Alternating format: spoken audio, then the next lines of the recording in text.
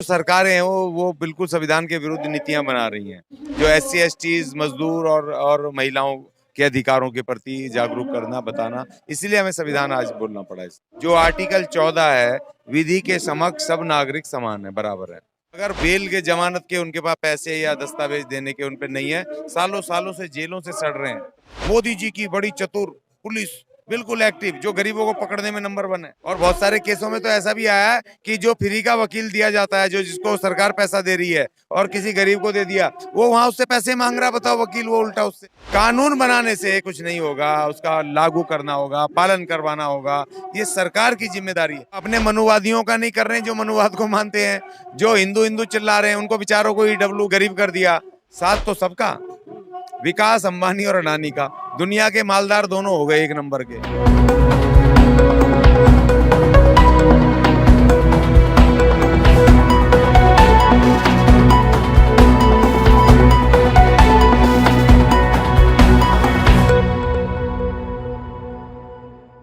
नमस्कार, मैं मोन्टू राजा anti corruption India से स्वागत है आपका। आज जो है बाबा भीमराव अंबेडकर की को श्रद्धांजलि लोग दे रहे हैं क्योंकि आज ही के दिन उनका जो है निधन हुआ था। मेरे साथ यहाँ मौजूद हैं एक दलित नेता अशोक अज्ञानी जी। हाँ, संविधान चालीसा करी गई है यहाँ पे, बात करते हैं, जानते हैं कि आखिर संविधान की ऐसी क्या संविधान पे आज आ गई है कि संविधान चालीसा जगह जगह पढ़ रहे हैं। बहुत बहुत स्वागत है आपका। जी धन्यवाद सर। तो ये बताएं, आज जो है आपने यहाँ पे संविधान चालीसा का पाठ किया है, इसके पीछे का कारण बताएं, उसके बाद आगे चर्चा करें। जी देखिए, कारण तो यही है, एक तो 6 दिसंबर यहाँ बाबा साहब का परिनिर्वाण दिवस है और आज के दिन संविधान चालीसा का इसलिए भी जरूरी था प्रचार करना यहाँ पर, क्योंकि जो सरकारें हैं वो बिल्कुल संविधान के विरुद्ध नीतियां बना रही हैं। उन नीतियों के विरुद्ध यहाँ पर बात रखनी, सरकार को मेमोरेंडम देना, खासतौर पे जो एससी एसटीज मजदूर और महिलाओं के अधिकारों के प्रति जागरूक करना बताना, इसीलिए हमें संविधान आज बोलना पड़ा है। तो ये बताएं, जो तमाम जो अदालत हैं, जो न्यायालय हैं, वो संविधान पे ही चलते हैं, पूरे जो प्रेम्बल्स लिखे गए हैं उन पे चीजें चलती हैं। उसके बाद आज क्या समस्या है ऐसी जो आपको संविधान जगह जगह जाके पढ़ना पड़ रहा है? देखिए, इसलिए पढ़ना पड़ रहा है क्योंकि जो जो न्यायालय की व्यवस्था बनाई गई थी ना, जो मौजूदा न्यायालय का ढांचा है, वो ढांचा उन्हीं परंपरागत उसी अंग्रेजी सिस्टम के तहत चल रहा है। अभी इसमें कोई भी रिफॉर्म किया नहीं गया है। जो संविधान की मूल भावना ये कहती है, जो आर्टिकल 14 है, विधि के समक्ष सब नागरिक समान है, बराबर है।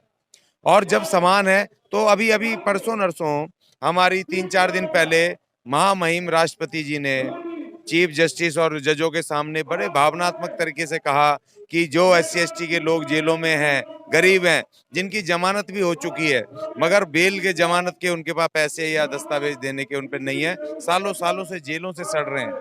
तो इसका मतलब विधि के समान नहीं हुए, समक्ष समान नहीं हुए। क्यों? क्योंकि एक मालदार करोड़पति, उसको तो 1-2 लाख की भी जमानत हो जाए तुरंत भर देता है, बड़े से बड़े ऑफेंस में। मगर हमारा एक आदमी छोटे मोटे जो झूठे केस में भी, चलो मान भी लिया, केस हो भी गया, जमानत भी हो गई, 500, 1000, 2000, 5000 रुपए मुचल के भरना है, तो वो भी देने को नहीं है। तो विधि के समान ये न्यायालय हमारे साथ कहाँ ट्रीटमेंट कर रही है? अगर उसको जज को उसकी जमानत देते समय उसकी आर्थिक हालत को समझना चाहिए, उसको देखना चाहिए, उसके परिवेश को, उसके उसके बेस को, और उसके ऊपर सरकार को कहना चाहिए इसकी जमानत राशि भरो। मीडिया में तो ये स्टेटमेंट भी आया है कि जो आज की स्थिति है, जजों को जमानत अगर वो देते हैं उसके बाद सोचना पड़ता है जमानत पे भी। जज भी डरे हुए लग रहे हैं आज के समय में। नहीं, क्यों डरे हुए लग रहे हैं भाई? डरे तो उनसे लगना चाहिए ना, जैसे कि मालवीय वगैरह भाग गए। वो तो राज्यसभा सांसद था, तो सीधा भाग गया। उसके बाद पासपोर्ट थे, कई कई सारे होंगे, वो तो चले गया, मालदार था। तो इसको गरीबों से नहीं डरना चाहिए।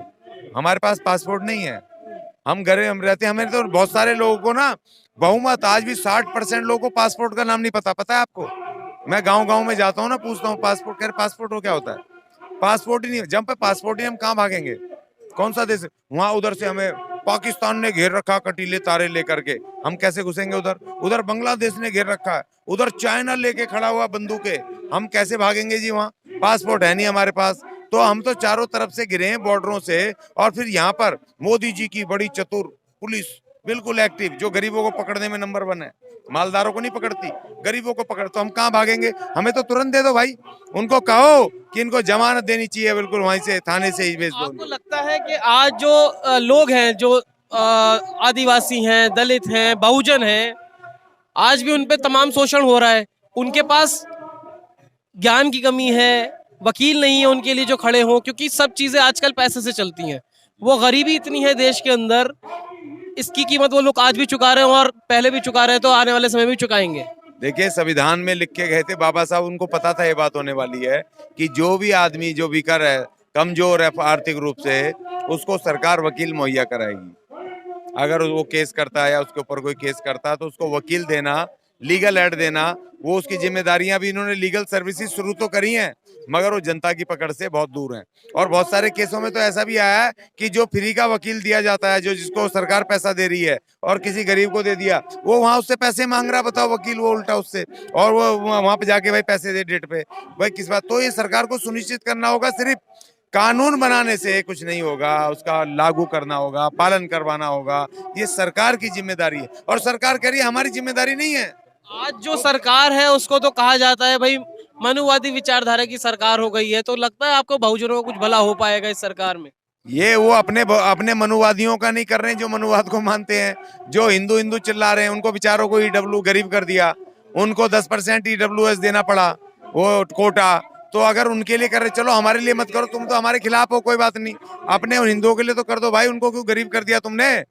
2 आदमियों को मालदार कर दिया और बाकियों को गरीब कर दिया। ईडब्ल्यूएस 10% रिजर्वेशन देना पड़ा ना। तो ये सरकार अपने लोगों की नहीं है, हमारी क्या होगी? तो सरकार कहती है सबका साथ सबका विकास, आपको नहीं लगता हो रहा है? नहीं, मुझे नहीं लगता, मुझे ये लग रहा है साथ तो सबका, विकास अंबानी और अडानी का।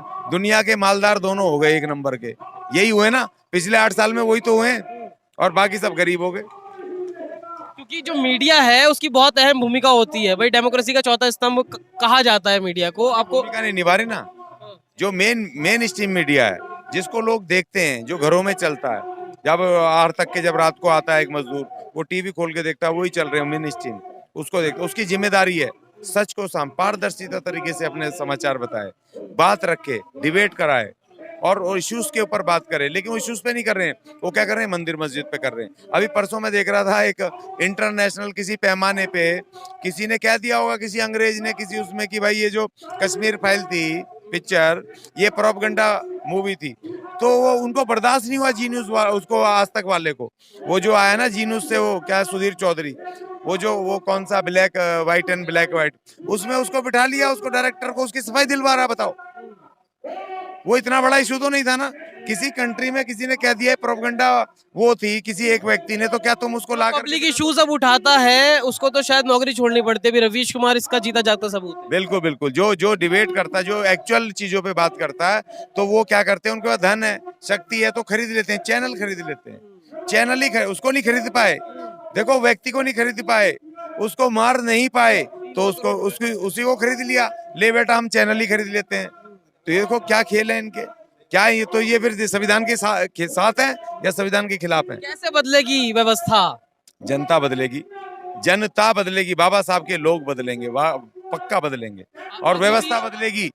हाँ, ये लोकशाही है, लोकशाही में लोग ही मालिक होते हैं, और लोग खड़े होंगे, हमारा विश्वास है खड़े होंगे लोग, और ये व्यवस्था भी बदलेगी। जब वो गोरे अंग्रेज न रहे, इनके वो मालिक नहीं रहे, तो इन नौकर भूरे अंग्रेजों को कैसे रहने देंगे हम? चिंता मत करो। क्या संदेश देना चाहेंगे अंत में समाज को, बहुजन को, क्योंकि जो प्रताड़ित हो रहा है आज वो बहुजन ही है? मैं बहुजनों को एक संदेश देना चाहता हूं, बाबा साहब के परिनिर्वाण दिवस पे संविधान चालीसा करते हुए, संविधान की दुहाई देते हुए, कि इन मनुवादी नेतृत्व वाले राजनीतिक दलों की सदस्यता छोड़ो, उनके वहां मेंबर मत रहो, उनके उसमें विधायक मत बनो, उनसे टिकट मत लो, उनमें मंत्री पद मत लो, बहिष्कार कर दो इन राजनीतिक दलों का, जिनके नेता, जिनके अध्यक्ष और उपाध्यक्ष, जिनके नेता मनुवादी हैं, छोड़ दो उनको। बहुत बहुत शुक्रिया, धन्यवाद। तो ये थे मेरे साथ अशोक अज्ञानी जी के तमाम जो लोग हैं आज भी जो बहुजन हैं, उनको जो है समस्याएं झेलनी पड़ रही हैं।